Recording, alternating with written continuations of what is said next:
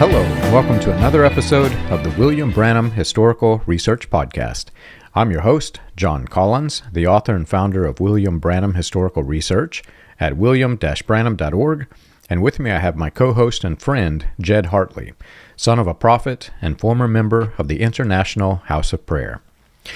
Jed, it's good to be back, and out of this massive number of questions we got through one of them last time. We're making great progress, just one at a time. By the time I die, we may get through two of them. Yeah, exactly. Yeah, and I noticed that you had posted and asked people for some questions to be answered, and it's funny because I was scanning through them, and it's the same exact answers that I got the first time that I did this with the Branham Cult. Was it real? That was the most common question that I saw asked. Were there any miracles real? And I want to dissect that a little bit in this episode because there's a reason why people navigate towards that. And for me, that's really not the question that should be asked, which we'll get into that a little bit later. But yeah, this looks fun and exciting.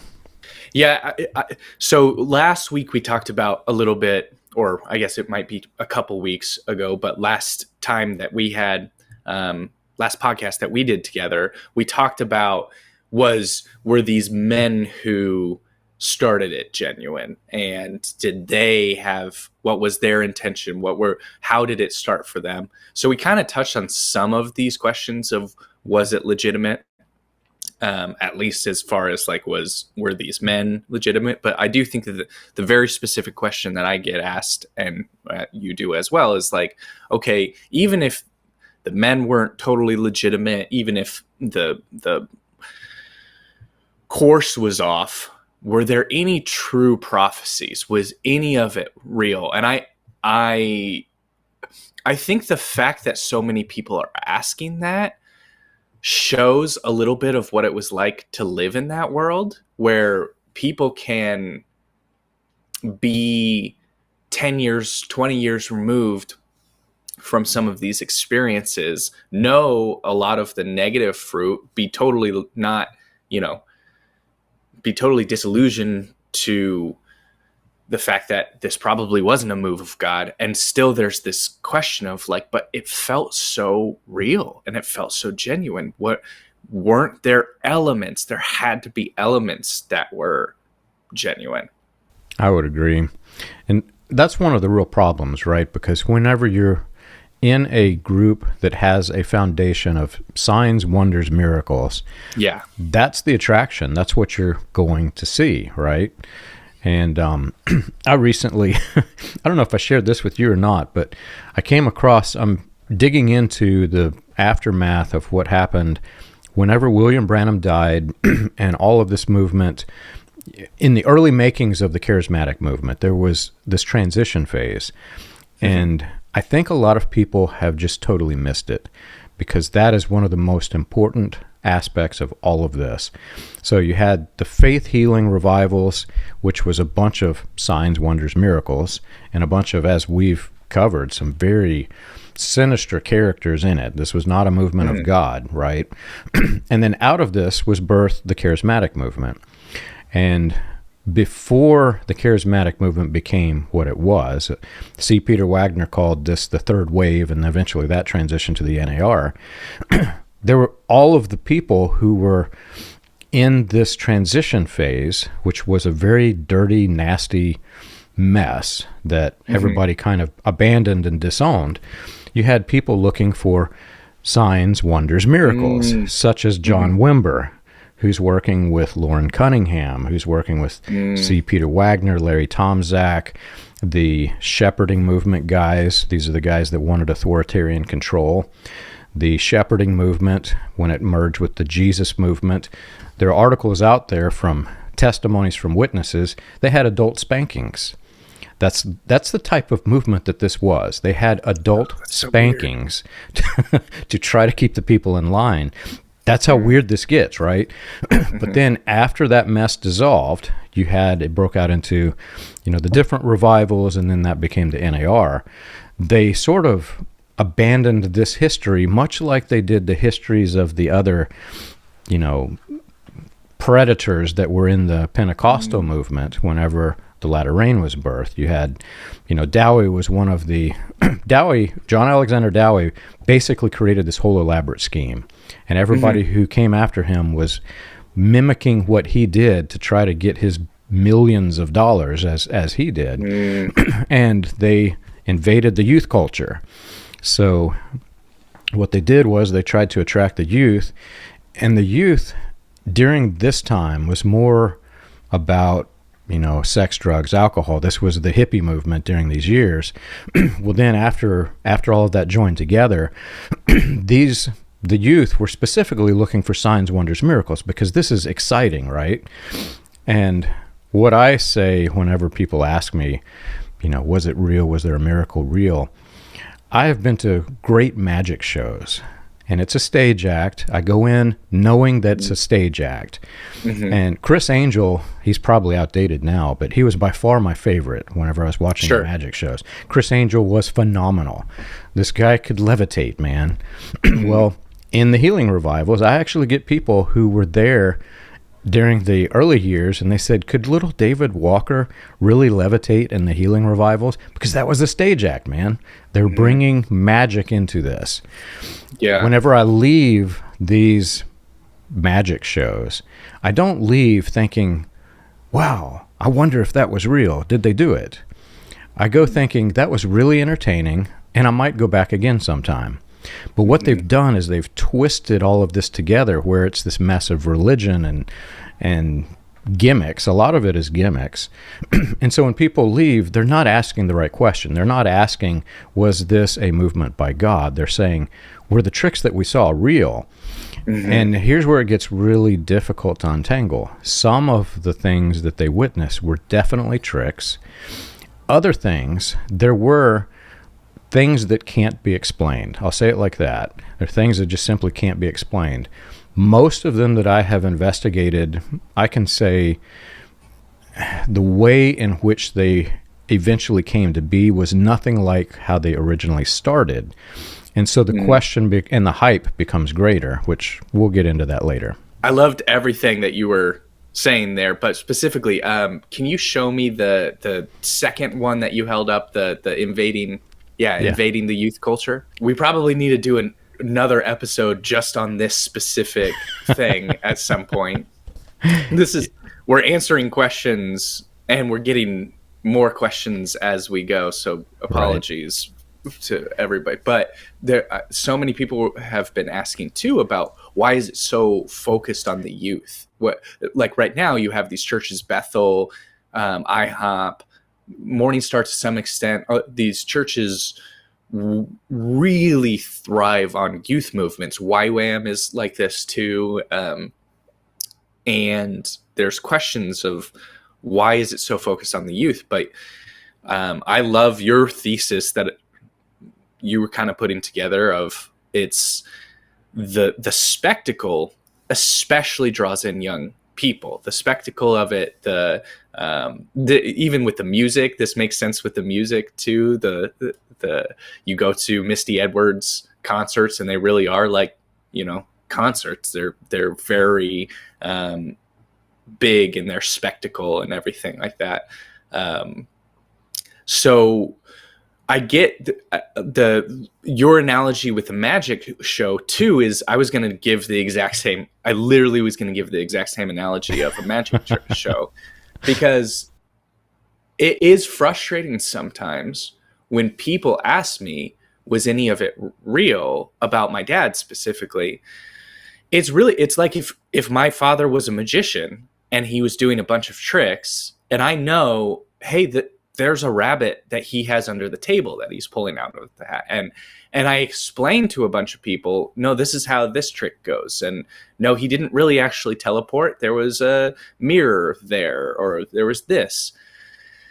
And the questions people keep asking is, well, some of it had to be genuine. And it's like, the magic show was a magic show. What my dad was good at was tricking people. That's what that's his skill set. It wasn't being, a prophet. It was being a magician or a con artist if you want, but that was his platform, and his performance was a trick, and he was really good at that. He was very good at tricking people. So like, I think I said this, I don't know if I said this last time or not explicitly, but like, I do not think there was ever a single instance of genuine word of knowledge prophecy. Like anytime there was any numbers, you're from this street, or I'm getting this name, and it happened to be their grandson or their grandfather or something like that. Any specific word of knowledge there, he had already accessed that information non-divinely. Like that's just, it's impossible to prove that, but I can say with like utter confidence, because I saw him do a lot of predictive work in the rest of his life when he didn't have information. Like we would talk about football games all the time. I think I've said this on the I've said this with you before, but it's worth saying again. My father owes me like $5,000 in bets that he's lost over football games over the years. He's probably paid them back at event, but I have made a significant amount of money off of my father because he gets prophetic words about who's going to win football games, and I will bet against him, and he loses all the time, and it's kind of in good fun, like but that the being able to see the future, or being able to access reliably information that no one else has access to, is just not. That's the product of magic. It's not the product, at least in my experience, of divine stuff. That being said, I do think that there are other things that are harder to explain. Insight, dreams that people have. There was times where my father would be on an airplane, and he'd be talking with someone, and he would just sort of like be like, "Oh, did you have a family member that just died?" And they would like start crying. There was a couple of times that I remember specifically things like that, which this is more about like,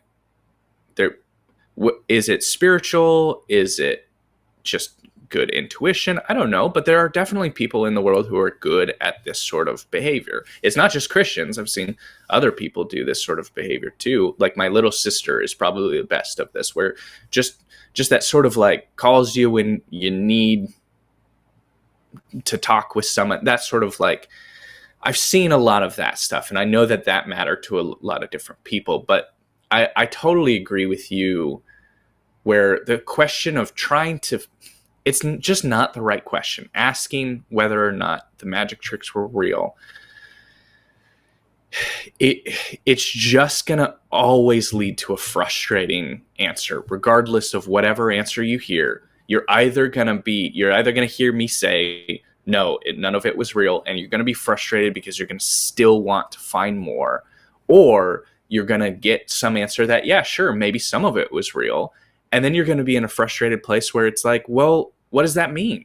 Was it from God then? No, probably not. If it was all of this different stuff, where was it from? It just doesn't, that question doesn't ever lead to fruitful answers. I totally understand why people ask it, but it's just a totally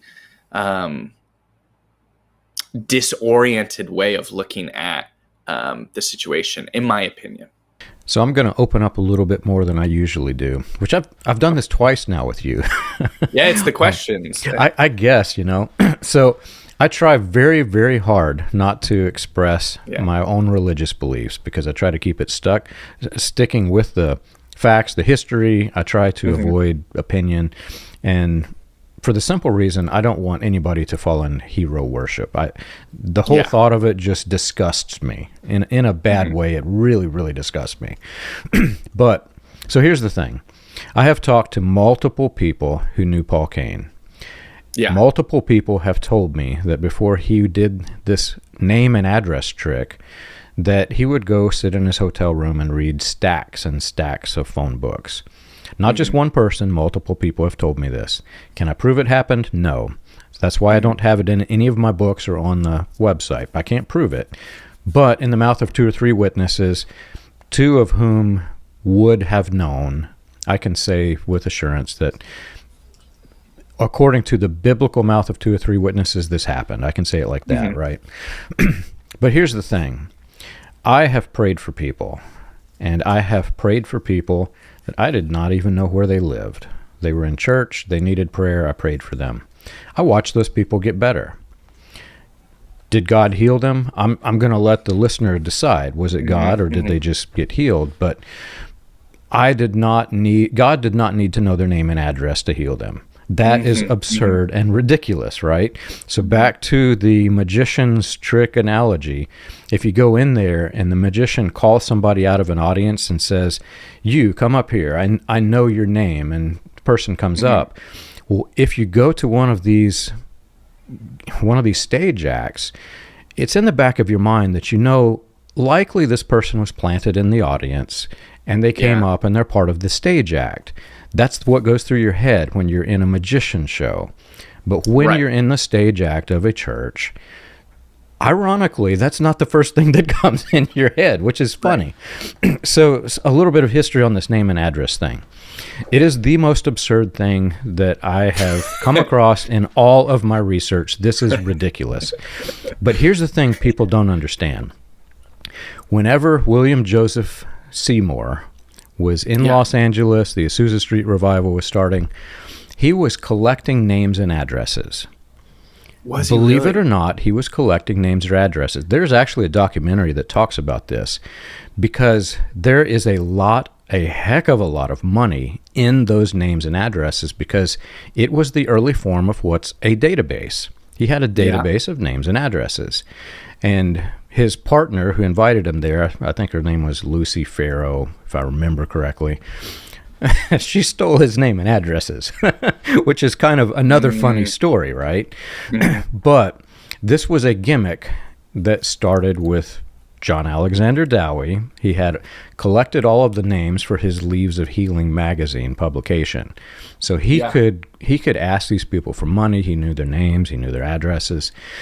During the Latter Rain revivals, William Branham started printing with Gordon Lindsay the Voice of Healing magazine. I wish I had brought one. I've got one somewhere. But if you open this up, it not only have you subscribed to it and they have your name and your address, they say, "Do you know a friend that needs prayer? Send us their name and address." So here's a massive healing line, right, where they've got a database of these names and addresses. And there is actually video of William Branham's son walking up and slipping things in his dad's pocket, right? And at the same time, during these revivals, they're passing out what's called a quote-unquote prayer card. Which is another absurd thing. Why do they need a prayer card? And why did they ask you to write your name and address on the back of it, so that when you came to the stage, they said that the reason was so we can confirm that our gift of discernment is correct. Please write your name and address on this card and hand it to the ushers, and we're going to be honest about this. We're not going to look at them. That's how it was, right? So carry this forward. And picture this scenario. So like I said, I've prayed for somebody, I watched them get healed. I did not ask for the name and address because God doesn't need it, right? But at the same time, I have told other people about this thing. Somebody prayed. I prayed for somebody, they got healed. And I said this with the focus and intent on uplifting the person to rely on the healing that God gave, not the healing that I gave. The healing that God gave. I didn't do this, right? I just prayed. That's all I did. So that they too can pray. That's how prayer works. Well, if I were to be a devious mind and want to collect more names and more addresses and more money, I could say, well, I had a vision of this. And I prophesied that they would get better, and I prayed, and go ask them. Now, here's where this gets weird. So if I had been a little bit deceptive and did this, the person listening to me would say, okay, I'm going to go ask them. They go ask them, yes, this person got healed, John prayed for them. They automatically assume that I did have a vision, but they were never there to see the vision. So this person, these questions that were asked, if they were to ask this person, was any of it real? Absolutely 100% this person would say that this is real, right? Yeah. This is a phenomenon that you can see best if you go to YouTube and you type in Miracles for Sale by Darren Brown, a great documentary of an atheist who does the same exact tricks.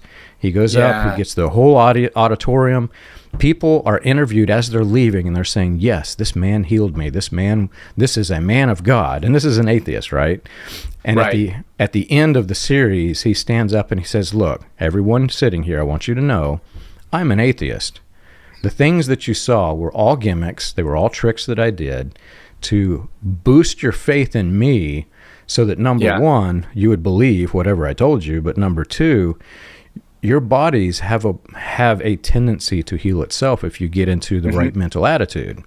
So there's also the physics, the I don't know what placebo effect, placebo effect, or whatever it is. So you can go watch this happening. So the question, whenever people ask me, is this real? That's not the right question. Was the focus on the human being, or was the focus on God? And I can tell you that every example I've examined in all of these movements, they point to the human because it's hero worship. Yep. Yeah. And oh man, this was exactly what I had, like a crisis of this exact question. And I wish that I had been able to just pop this interview on and see your answer, because that would have saved me a lot of time in this. But I told this story before, so I'm not going to get into big detail of it. But when I was kind of 1 foot in, 1 foot out, still with my father, like I knew a lot of my father's tricks, but was still kind of wrestling through my own faith and everything like that. There was the whole experience where my father had a bunch of information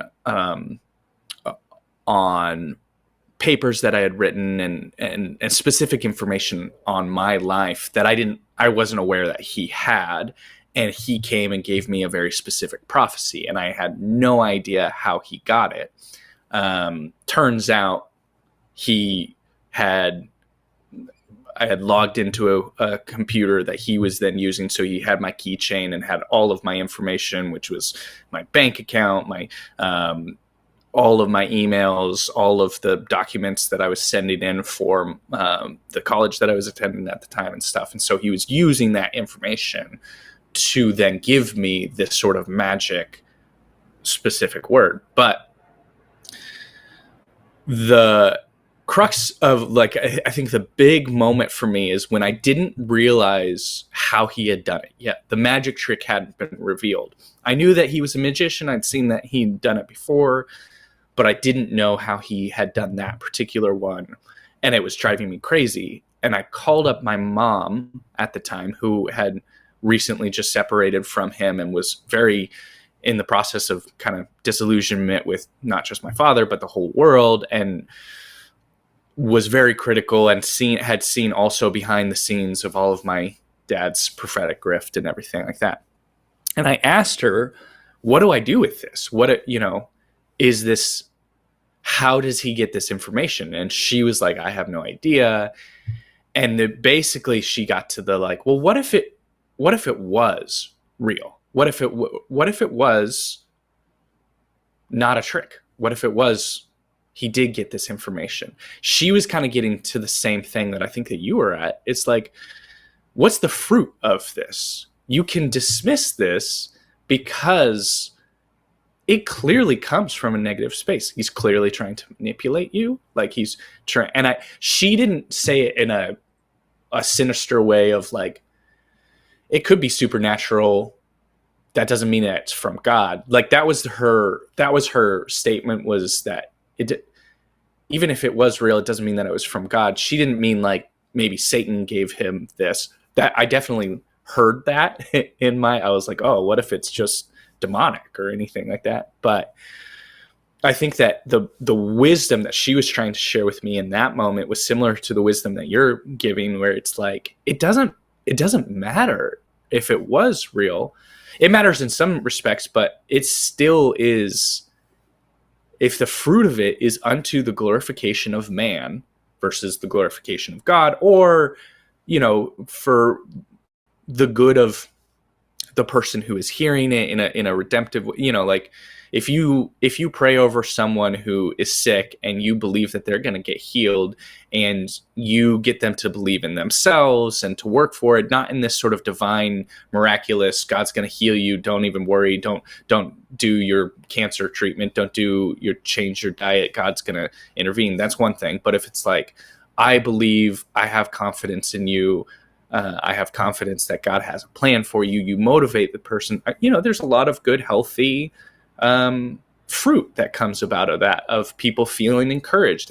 And like you said, like the mind can really heal a lot of things. And so if people believe that they're going to be healed, and they're also not leaning on the spectacle, they're actually changing their diet, doing what they can that's within their power, that's fantastic. That's one thing. But anyway, the point of it was basically, what's the fruit of this? And if the fruit is poisoned, if the fruit is about the glorification and veneration of wicked, narcissistic men, then that's all the answer that you need about what is behind this question, or what is behind this spectacle. You have to evaluate the fruit of all of it. But then, of course, that story turns out it was fake. It was, my dad did have divine. He did not know of those things because God told him. He knew it because he had data mined my entire life, So I'm going to open up just a little bit more, which great. I seldom do. But yeah. I think I have shared this before somewhere, so it's not like it's anything new. I have at times known things that were impossible for me to know, and they usually come in the form of dreams. But when people, I laugh when people say John is against the modern day miracles and all this stuff. You have no idea what I have, right? What I believe. So one time, whenever I was a child, we lived in a cult where you could not watch television. Right. My dad would every once in a while backslide and get one, and then we'd have this big ceremony where we'd go out and shoot it with a shotgun and just blow it to smithereens, and it just it wreaks havoc with your mind. But that's the life that I lived, right? Yeah. So Dad was in one of his overly religious phases, and he cut out all the television, and I was very disheartened because I really liked Scooby-Doo, and Scooby-Doo was taken away from me. And my dad was also kind of a black sheep. We very seldom visited the church where my grandfather was the pastor at Branham's Tabernacle. There was a period of time in which we were kind of estranged. One day, I had this dream that I walked into my grandfather's house, and I walked through this certain pathway, and I walked to this room, and there in the room was a television, which defied everything that I had known for the entire, I can't remember how old I was, 16, 18. Like, this is impossible. And I actually just kind of discounted it. I didn't think this was real. But lo and behold, the estrangement magically ended for no reason. I don't understand why. And Dad, out of the blue, says, "Hey, we're going to go visit Grandma and Grandpa." So we go, and when they open up the door, the very first thing I did was, it just suddenly hit me. Oh my gosh, I dreamed this. And I went back, followed the path, went to the room, went back in the den, and there sat, it wasn't a television with rabbit ears, but it was like a monitor with stacks of VHS tapes. And he had things like the old Amos and Andy show. I don't know if you've seen this, but a bunch of Disney cartoons, and like, this was not my grandpa. This is unreal. This is unbelievable, right? But I knew it. There are other people that I know who are in this thing, and things that are unexplainable happen to them. I'm just going to say it like that. But some of those men have ill intent. So when you combine something like this that is kind of unexplainable with the gimmicks, and you do so for the sake of getting to the people's pocketbooks, Now you've got, Yeah. here's something that may or may not be real. Maybe this was a prophetic dream. I don't know. I'm not claiming anything of it because I don't want hero worship. But say it was, and say that I said, now I can do a trick.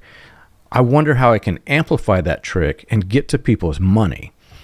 Yeah. The problem that I have is that the way, and I keep going back to John Wimber, he's part of this, William Branham's part of this, it's all the same framework. These guys put the focus so heavily on the signs and wonders that the real of all of it gets really dismissed and discredited. Yeah. And it becomes like driving a car. Picture instead of your gas pedal, if instead you had a toggle switch, it's either on or off. People look at these miracles in that way. It's either all correct or it's all false. And there's a lot of gray there because some of these, do they have a gift? I don't know. But some of these men may have something legitimate, but they're also, like the Paul Cain example, they're combining it with something that's not quite real. So the question can't really even be answered. Was it all real? Well, what parts? Which parts were real? Have you ever wondered how the Pentecostal movement started, or how the progression of modern Pentecostalism transitioned through the latter rain, charismatic, and other fringe movements into the new Apostolic Reformation? You can learn this and more on William Branham Historical Research's website, william-branham.org. On the books page of the website, you can find the compiled research of John Collins, Charles Paisley, Stephen Montgomery, John McKinnon, and others, with links to the paper, audio, and digital versions of each book. You can also find resources and documentation on various people and topics related to those movements. If you want to contribute to the cause, you can support the podcast by clicking the Contribute button at the top. And as always, be sure to like and subscribe to the audio or video version that you're listening to or watching. On behalf of William Branham Historical Research, we want to thank you for your support. When I was young, this was before I was born, but I heard this story so many different times growing up, and I still don't really know what to do with it. But there was a farm in Zimbabwe that the early Kansas City fellowship community sort of was helping fund and was connected to. It was called the New Adams Farm in Zimbabwe. Are you familiar with the New Adams Farm at all? No. This would be a great thing to ask Bob Scott about too, but it's a very touchy subject because you'll see, but when I finish the story, but there was this group and sort of a commune in Zimbabwe that was a religious commune that they had kind of come together, and they were trying to figure out living, this sort of communal life. And my father and my mother, right after they got married, so this was mid to early 80s, my dad really got it in his head that he was supposed to go out there and live on that farm and learn communal living and take it back to the early Kansas City Fellowship people, because, there was a lot of, when the end times come, we're going to have to learn how to live on the land, and how there's going to be no electricity and everything.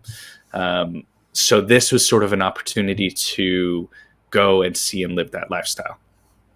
Bob Jones, when my father and my mother decided they were going to go there, Bob Jones apparently freaked out and told my father that he could not go there, or that if he was going to go there, that he couldn't take my mother. It's one thing if he wants to kill himself, but he can't take my mother too. And as the story is told, they had like a goodbye party where they were being sent off, where Bob Jones totally disrupted the party and told him,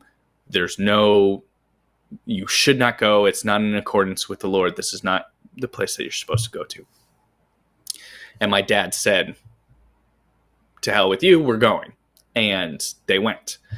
And they were in Zimbabwe for about 6 months. Now, this is the politics of the time in Zimbabwe were extremely complicated. In South Africa, there was like apartheid was still, I think that it was still in the midst of apartheid, and there was a lot of like sort of legitimate in Zimbabwe. There's a lot of legitimate fear about white farmers coming into Zimbabwe because you had seen all of this, what had happened in South Africa and apartheid. And so there was a lot of political strife in Zimbabwe during the time. I don't have like a great understanding of the politics there, but that's a little bit of my understanding of what was going on.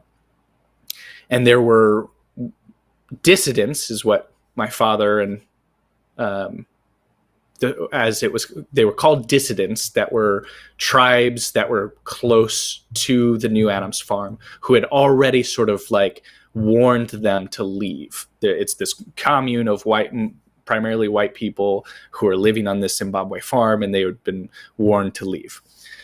So my father and mother get to Zimbabwe. They're on this New Adams farm, and they're there, and they're supposed to be there for a full year to 2 years, I think. But they're there for 6 months. And meanwhile, back in Kansas City, Bob Jones is convinced that my parents are going to die. And he gets a bunch of people together to pray and intercede on behalf of of the Hartley family. And as the story goes, there was a donation that the church made to an inner city church where they built out the boiler room for it. If you've ever heard of the boiler room in Kansas City, you probably haven't, but a lot of people who are in IHOP know about it. And this is the origin of that. They bought this like boiler room for an inner city church in Kansas City. And this was supposed to be like a penance that was being paid on behalf of my parents. And then again, as the story goes, my parents were going to stay there for more than a year, but their visas got revoked and they had to leave early. So after 6 months, they had to leave, and they went to Israel instead and left Zimbabwe.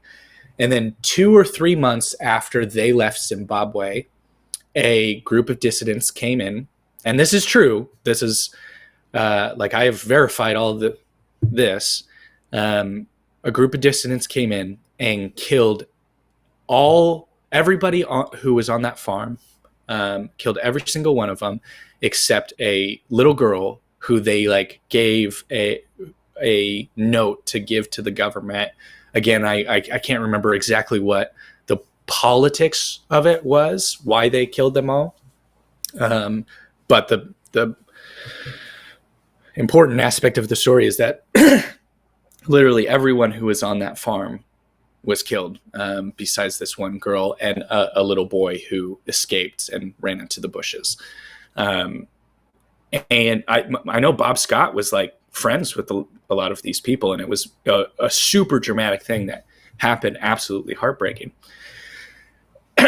But my parents miraculously were not there when it happened, and because of Bob Jones. And so my whole understanding of who Bob Jones was filtered through this unbelievable story that I was told, that I still don't know how much of it was true or what was not true. I mean, I've talked with my mom, and she's confirmed that like they really were there. They were going to stay there. Their visa got revoked. Bob Jones did warn us. Now, that might not be prophetic. That might be Bob Jones was really aware that the New Adams farm was not a safe place to be. So that might not be prophetic. That might just be like he's telling them of stuff that he knows to be true. But still, it all is very, very wild. And if you grow up in that world, or even if you get sucked in to that world and you hear stories of death and of prophecies that prevented people from dying and these dramatic things happening, and it is a very dramatic world of like missions movements and people, going and living in places that like there's a lot of crazy, spectacular things that happen in that world. If you're not really paying attention to the story or not digging deeper into the story, that story in of itself is a dramatic testimony of the power of God, right? That is not just the power of God, but the power of God through a figure like Bob Jones, you know? But then if you ask more questions, which I didn't really do until I was in my 20s, of what was going on the New Adams farm? Why were they there? What was happening? Obviously it was horrific what happened, and could it have been prevented? And then if you read the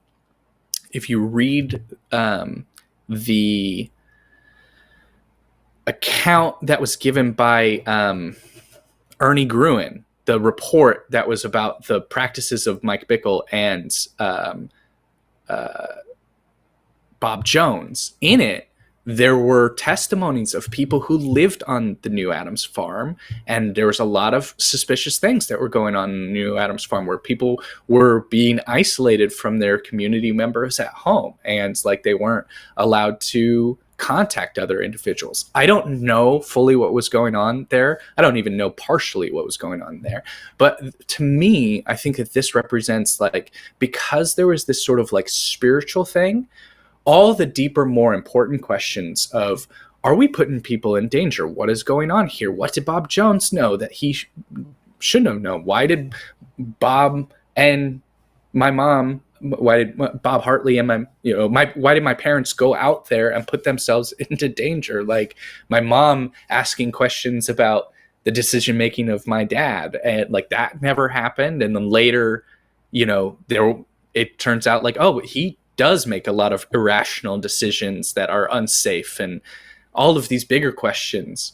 None of that was asked because all of the focus was on this sort of spiritual thing. It was the spectacle totally overrided all of these other legitimate questions of what is going on here. And as a child growing up, same for me. Like I heard these mythic stories of life and death at the hands of the prophet. And that totally shaped my entire outlook of who my father was, who Bob Jones was, who my mother was, what was going on in the world that I grew up in.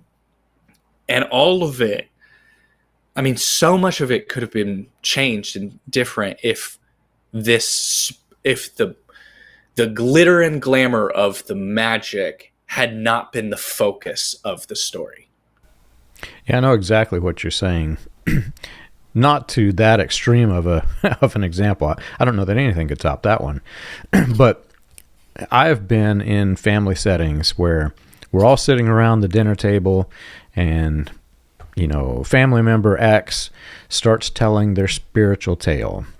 And it reminds you a lot of the old traveling minstrels as they're, telling the story in song and enhancing it a little bit to make it more appealing to the music. It's kind of like that, because what sparked my memory is you mentioned irrational decisions that made unsafe. Well, I have seen family members who put themselves in the most god-awful positions that nobody would ever really do, that end up making them in such a mess that it's really amazing that they got out of the mess that they created. So it was like a self-fulfilled prophecy of doom. And then they come out of it. Well, then they enhance the story. Well, God came down and I felt this mighty rushing wind. And what happens is, as you're sitting around the dinner table, well, everybody, especially the kids, are like, oh, wow, the presence of God. But I had kind of a critical mind, and I'm sitting here thinking, that person was in that predicament because they make some really bad decisions, right? Right. But take that to the broader scale. One of the most fascinating books that I've ever read was, I can't remember the name of it, but it was written by Eusebius, the father of church history. And the subject matter of this book, which I recommend it if anybody wants to go read it. Subject matter of this book, if you can read it and digest it, was that before Jesus came, we had all of this mess, really bad mess. They were sacrificing children to idols. And after the crucifixion, then gradually over time, the world changed. And eventually they started sacrificing grain, which is a history that's really hard to find. You don't find much about the grain sacrifice. But he said basically they were sacrificing human bodies, and then it transitioned to grain, and then it, I guess, it's all forgotten from there after. And his argument was this was real, and if not the change, why did they sacrifice the grain? And if sacrificing human beings was wrong, why the practice of sacrificing grain in the first place? So he had all of these questions in the book. But one of the histories he gave was quite fascinating, and it applies to what we're talking about here. He said that in this village, and I can't remember where he said there was famine had struck the land, the crops were drying out, but they lived near some body of water. And one guide, a traveler, just happened to be in the area, and he showed the people how they could hollow out a log and go out with a string and a hook and bring in a fish and save the town. So this guy became a hero of the town. And as the minstrels are singing the songs about the hero, they're embellishing it a little bit. And over time, he became a divine being who was sent by the gods to come save the town. And then over time, that transitioned, I think it was either Zeus or Poseidon. It literally transitioned into the supreme deity of all of the people, and they made temples to him. And, they're sacrificing children because this man had hollowed out a log and went out and fished. Whether it's true or not, I don't know. That's what Eusebius said happened. But in these movements where it's so focused on signs, wonders, miracles, everybody gets in that hype and they want to be part of it. They want to have a sign, wonder, and miracle. So the example where I prayed for some lady, here's the way it works in these groups. I pray for the lady, she gets better, and I start telling the tale. And I say, and as I was praying for her, I felt this thing I could not explain come up. It was like a chill going up my spine. That, friends, was the power of God in my soul. Yeah. And you keep adding these things to it. Well, then those people that you're telling it to, they tell it to each other, and then it comes back around to somebody saying, hey, I heard that, and they tell me the story that I had told after it went through the grapevine, and more details have been added to it. So now me, in this group think, I start adding the details that other people have added to my story. And by the end of it, it's not even what happened. I simply prayed for a lady. She got better. But the way in which these miracles come and happen, and if you ask any single person in that chain, was this real? Every one of them is going to say yes. When simply it was, I prayed for a lady. She got better. I think that culture of doing that, of just everyone testifying the same story of miracle that gets bigger and bigger and bigger and bigger, and forgetting all of the the stories where you pray over someone and she doesn't get better, which is the majority of the stories. Right. Those aren't retold, and those are forgotten, and no one talks about those. Another big question that is asked, and we probably don't have time to go into it because, of course, we take our time on these questions, but a big question that is asked from especially people who are not involved in the church or the charismatic church, who weren't part of these worlds, will ask, like, why does anybody fall for this? But we're giving you a little bit of a picture of why people fall for it when the testimony of the miracles continues to be repeated and continues to be shared. And it's not just one individual who is adding glitter and glamour to the story. It's the whole community of individuals. It becomes nearly impossible to separate yourself from the real and the fake. It becomes hearing the stories of, like, I've been hesitant to tell that story about Bob Jones and what happened on the New Adams farm, because it is impossible for me to separate out what was real and what was fake there. Was it prophetic? Was it not prophetic? Were there things that I know because it's all myth at this point. It's all myth of what I grew up with. Even my mom, I ask her questions, and she always gives me this like, I don't even know anymore. Like it's so funny asking her about a lot of these different stories, and she's like, yeah, that was a story, you know, like she just doesn't, she has to leave it in the past because she just doesn't know how to handle some of those big mythological stories, because it's so impossible to trace back where it began and where it ended and who contributed to it. And so, yeah. And I think that too, the sad thing is that the glorification of the miracles always comes at the expense of the children. Like that, and I'll say what I mean there. Like growing up in that world is so, this has been a common thing that I've expressed, but it causes us to, for us, you yourself and me who grew up in it, to spend the first 30 years of our lives not knowing how to even put our feet on solid ground, because it is impossible to know who our parents really are. It's impossible for us to know who our spiritual fathers really are. It's impossible to know what the history of the life and the church that came right before me.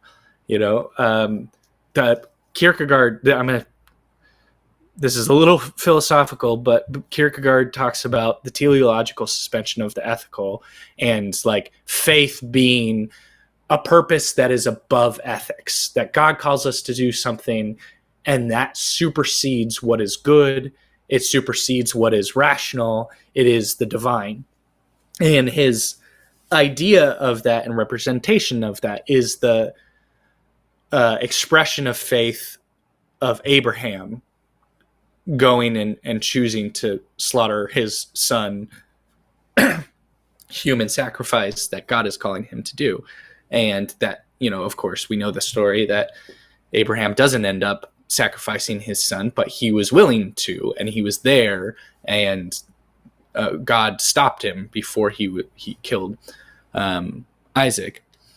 And that has always been very symbolic to me, because like the teleological suspension of the ethical, this sort of the faith that supersedes ethics and rationality, especially in a world where there is a lot of falsity and you don't know if your faith is grounded in God or if grounded in men, it is always going to lead to the sacrifice of the children. Like the death of Isaac on the altar. And very much like I and my sisters were sacrificed on the altar of my father's faith, without question. So many of the children who grew up in the International House of Prayer were sacrificed on the altar of their parents' faith, because we were given worlds that were not real. We were told stories and not given the option not to believe things that just were not true. And it made it impossible for us to orient around our world unless we left it entirely. And that's what you've seen. You've seen so many people who have only been able to find their own sense of identity, their own sense of self, once they left the world that their fathers and mothers, but primarily fathers, built for them. Well, here's the problem that I have with this question. And there's no easy way to put this. There's no way to beat around the bush. The miracles have become the deity. Yeah. And whenever somebody asks me that question, the first thought that goes through my mind is actually the story of Lot's wife looking back. Because that's what they're doing when they ask that question. They're really looking back. Because, so in these movements, the miracles become the deity. They start worshiping the miracles instead of Jesus. The focus is all imbalanced. We could preach 1,000 sermons on that and not even touch the surface of it. But when you leave these groups, because the miracles are their deity, there's this tendency for the people still in the group to say, you no longer have access to those miracles. You're not part of our group. You don't have our deity. And so when you leave, the very first thing, whenever I left, the very first thing that my mother said and some of the other people, well, what about the miracles? What are you going to do? In other words, you're leaving. And I told them very clearly, I left as a Christian. I said, I did not lose my faith in God. I left as a Christian. I said this to them. But they wanted to believe that they could sever the miracles because I wasn't part of their group. And instantly this told me the miracles have become the deity. And whenever somebody asks me this question, I have a hard time not thinking about the person asking it rather than the answer to the question. Because what was being worshipped here? If it was really God that was performing a miracle, you wouldn't even have a question, was it real? Because if God's doing it, you're going to know God's doing it. If it was a magician's trick or a parlor's trick, yeah, you're going to have a question. Whenever when I'm at the magic show or watching the magic show and I watch the guy perform the trick, like I said, the question never comes in my head, was it real? But if I were to believe some of it, if I left the magic show, I could still have access to other magic shows. So I left as a Christian, I could go to another church, and another church might have a miracle because God's giving the miracle, right? So the question is really imbalanced, and I have a hard time with it. But what I have come to realize is that because the miracles themselves were so worshipped in these groups, and they've lost the focus of God, the gospel itself was diminished. So if you're listening to this and you're a Christian and you believe in Jesus Christ and you're asking the question about the miracles, that's not the question. Ask the question, what was being worshipped, God, the miracles, or the man who allegedly performed the miracles? And what did that take precedence over the gospel itself? And I think by and large, in all of these cults I've examined, you're going to find that the gospel took second place. I think that makes so much sense, and that's a great way of articulating it about what was being worshipped, and there really was a sense of idolatry, of like an idol worship created in the image of these own men, and a type of God that was contingent on these miracles and this miraculous expression. And for anybody who might question that, I fully agree with you, John. And I know that there's going to be a lot of people who probably have a hard time accepting that. To strengthen that argument, I think about, could I have remained in the world that I grew up in and not worshipped the miracles and not been and maintained a member of the community? And the answer is no. Like I could not have been, and not just me, anyone. Obviously me with my relationship with my father, but could I have been a cessationalist or any, or not believed in miracles and been a member of at IHOP? No. Could I have been a member at Bethel? No. Not in a way that they would have been accepting.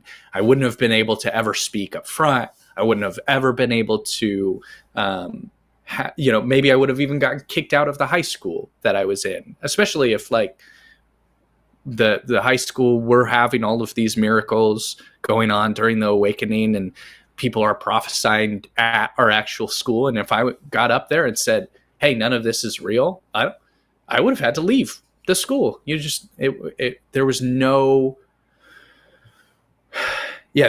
way to not worship the miracles in that community. So I think that really strengthens the argument that the idol that was being worshipped was this sort of miraculous version of God or the miracles themselves.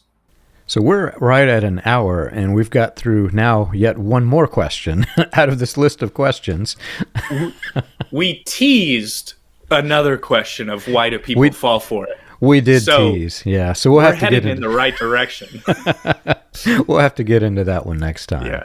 But thanks for this is fun. Thanks for doing this. Yeah, my pleasure. Yeah. Awesome. Well, we'll pick back up next time where we left off. So if you've enjoyed our show and you want more information, you can check us out on the web. You can find us at william-branham.org. For more about the dark side of the New Apostolic Reformation, read Weaponized Religion, From Christian Identity to the NAR, available on Amazon, Kindle, and Audible.